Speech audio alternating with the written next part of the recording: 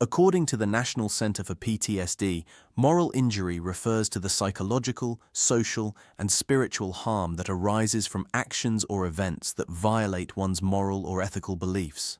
Initially studied in military contexts, moral injury is now recognized in various professions and situations, including healthcare, first responders, and survivors of abuse.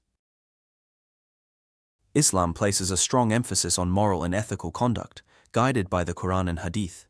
The sanctity of human life, justice, and compassion are core principles. In Islam, actions that violate moral and ethical codes are considered sins. Some examples of moral injury in Islam are the following. Imagine a soldier grappling with guilt after civilian casualties, or a healthcare worker torn by resource constraints, or religious leaders causing harm to their congregants. These scenarios highlight the pervasive nature of moral injury beyond the battlefield. Islam emphasizes moral conduct guided by the Quran and Hadith. Core principles include the sanctity of life, justice, and compassion. Violating these can lead to moral injury, causing deep spiritual distress.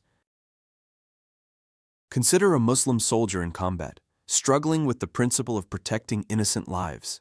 Such conflicts between actions and beliefs can trigger moral injury, challenging one's faith and ethical compass. Here is the story of Habil and Qabil that illustrates jealousy and his moral failure. Qabil's envy led to the first murder, highlighting the severe consequences of violating moral principles. Habil and Qabil were the sons of Adam and Hawa, Eve. The story is recounted in Surah Al-Ma'idah 5:27-31. Both brothers were asked to offer a sacrifice to Allah. Habil, being righteous, offered the best of his flock, while Qabil, driven by jealousy and insincerity, offered inferior produce. Allah accepted Habil's sacrifice but rejected Qabil's, which fueled Qabil's envy and anger towards his brother. After the murder, Qabil was overcome with guilt and remorse. Allah sent a raven to show Qabil how to bury his brother's body, illustrating the consequences of his actions and the importance of repentance and seeking forgiveness. Another story in the Quran that also highlights moral injury is the story of Yusuf, Joseph, and his brothers. This story is also a well-known narrative in the Quran. Here is a summary of the betrayal of the brothers. Yusuf was one of the 12 sons of Yaqub, Jacob. He was favored by his father, which caused jealousy and resentment among his brothers. Driven by their envy, Yusuf's brothers plotted against him. Despite their actions, Yusuf's journey underscores the healing power of repentance and reconciliation. These two sample stories from the Quran can be analyzed from the perspective of moral injury. First, violation of moral and ethical principles. Qabil's act of murdering his brother Habil and Yusuf's brother's attempt to murder him represent a severe violation of moral and ethical principles. This transgression leads to profound guilt and remorse, which are central aspects of moral injury. Second, jealousy and envy. These stories highlight how jealousy and envy can drive individuals to commit morally injurious actions. The brothers' jealousy over Allah's acceptance of Habil's sacrifice and Yusuf's position led them to commit crime, illustrating how negative emotions can result in moral injury. Third, consequences of actions. Qabil's and Yusuf's brothers' guilt and the subsequent divine intervention, the raven showing him how to bury Habil, and Yusuf's life in Egypt, emphasize the consequences of morally injurious actions. This aspect of the story underscores the psychological and spiritual distress that follows such violations.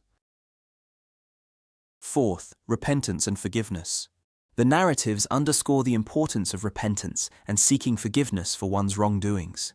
Qabil's remorse and the act of burying his brother's body symbolize the beginning of his journey towards repentance, which is a crucial step in healing from moral injury. Similarly, Yusuf's brother's forgiveness and Yaqub's intercession led to reconciliation. The concept of repentance, tawbah, offers a path to forgiveness and spiritual healing. Now let's go back and examine how moral injury can manifest in individuals. Moral injury manifests itself as guilt, shame, and spiritual distress. Unlike PTSD, it involves a moral dimension, complicating the healing process. Understanding these effects is crucial for recovery. Individuals may experience a loss of trust, depression, and anxiety. The spiritual crisis can lead to feelings of abandonment by faith, intensifying the psychological burden. Repentance or tawbah is vital in healing from moral injury. The Quran encourages seeking forgiveness and making amends, offering a path to spiritual healing and reconciliation. Forgiveness is transformative, leading to spiritual renewal. By embracing this principle, individuals can find peace and restore their moral integrity, paving the way for personal growth. Community support is crucial in overcoming moral injury. The concept of ummah emphasizes mutual support and solidarity, providing a network of care and guidance. Religious leaders play a pivotal role, offering counseling and ethical perspectives.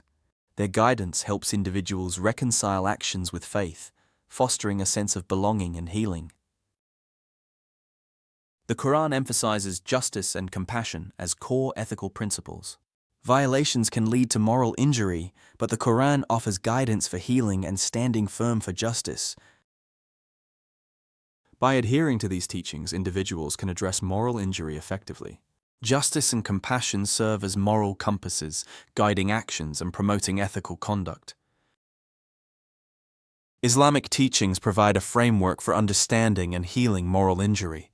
Engaging in prayer, seeking forgiveness, and community support are essential steps in this journey.